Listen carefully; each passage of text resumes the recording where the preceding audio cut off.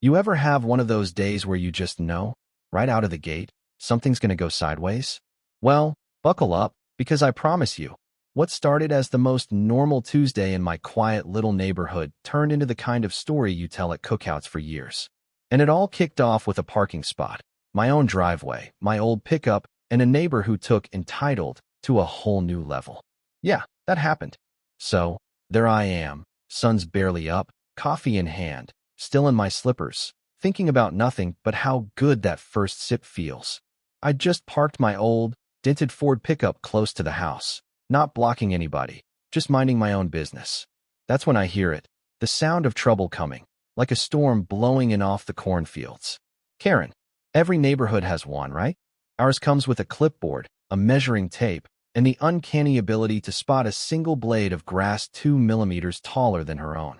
This morning, she comes barreling down the sidewalk, arms flapping, voice already raised before she's even halfway to my truck. You need to move that thing. You're blocking my car, she's hollering, waking up the birds, maybe even the dead. I just blink, still not caffeinated enough for this circus. Karen, it's my driveway. I say, keeping it polite. Plenty of space. Let's talk about this, yeah? But she's having none of it. She's on a mission, and apparently, my truck is enemy number one. You know that feeling when you're starring in a live reality show you never signed up for? Neighbors start peeking through blinds. One guy's got his phone out, and suddenly it feels like the world's watching. Karen's still on the warpath, now circling my truck like a buzzard. I try to reason with her, but reasoning with Karen is like negotiating with a tornado. Just hang on and hope for the best. And then, here comes the twist. I hear an engine behind me. Not the regular hum of a car, but something deeper, official, like the sound of someone who means business. I turn and, swear to God, it's the sheriff's truck. Not just any sheriff's truck, but the exact one loaned to me for a community safety project. See, last week I volunteered to help out, and they gave me the keys for the week.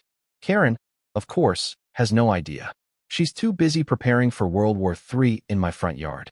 Now, Karen's the queen of confidence, until she realizes she's going toe-to-toe with the law. Her face goes from red to white, and back again faster than you can say, HOA violation. She freezes, like maybe if she stands still enough, nobody'll notice she's just tried to boss around the sheriff's ride. The whole neighborhood's holding its breath, kids peeking around corners, old Mrs. Dean 2 doors down literally clutching her pearls. I almost feel bad for her, almost. But you know pride. It doesn't go down easy. Even after the realization hits her like a freight train, Karen straightens up, squares her shoulders, and tries to recover. Well, I still think it's an eyesore, she says, voice trembling but determined. You gotta respect the commitment to the bid, even if the bid is doomed from the start. I shake my head, trying not to laugh, because honestly, what do you even say at this point? Karen, that's the sheriff's truck. You sure you want to go down this road? She's glancing around now, noticing the little crowd gathering, folks with their phones out, some whispering, others just enjoying the free entertainment. Her knuckles go white on that oversized purse she always carries, like she's gripping onto her last shred of dignity. And just when I think she might walk away, maybe go stew in her kitchen, she does the opposite. She raises her voice and demands, I want to talk to the sheriff, right now. You could feel the collective gasp ripple through the block.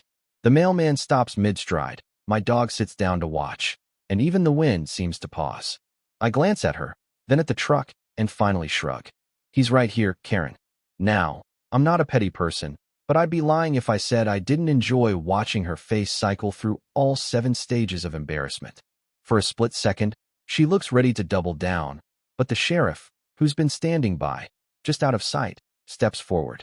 He's the picture of calm authority, voice low and steady. Ma'am, I'm going to need you to take a step back. That's when the mood shifts. It's like somebody popped the balloon. Everyone's waiting to see if she'll blow up or back down.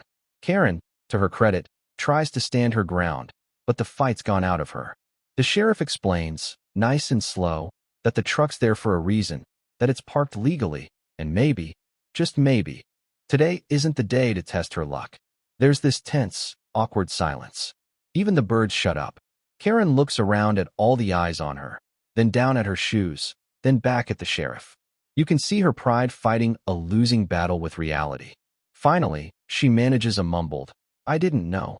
Before scurrying away, dignity leaking out with every step. You think it ends there, right? But nope. Just as the crowd starts to disperse, and I'm thinking maybe I'll finally get to drink my coffee, there's a little surprise.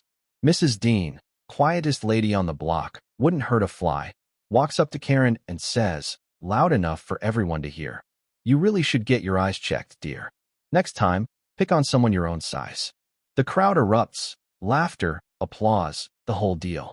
Karen, cheeks flaming, practically sprints for her front door. If the ground could swallow her, she'd be gone. That's when it hit me. Sometimes, the universe lines up in a way you couldn't script if you tried. The truck stayed parked, the sheriff nodded at me, and the neighborhood buzzed with new energy. For once, everyone agreed. Sometimes, it pays to just stand your ground and let the windbags talk themselves out. But here's the thing. Pride, embarrassment, neighbor feuds, none of it really goes away. Next week, maybe it's my mailbox, or someone's lawn, or who knows what. The lines get drawn, folks pick sides, and in the end, we all just want a little peace and quiet in our own patch of earth. You know what I mean? So let me throw it to you. If you'd been in my shoes, would you have moved the truck or stood your ground? Drop your answer in the comments, pick a side, and let's see how you'd handle the Karens of the world. And hey, if you're hooked on wild stories like this, don't forget to subscribe and hit that bell. You won't want to miss the next showdown, because in my neighborhood, you never know what's coming next.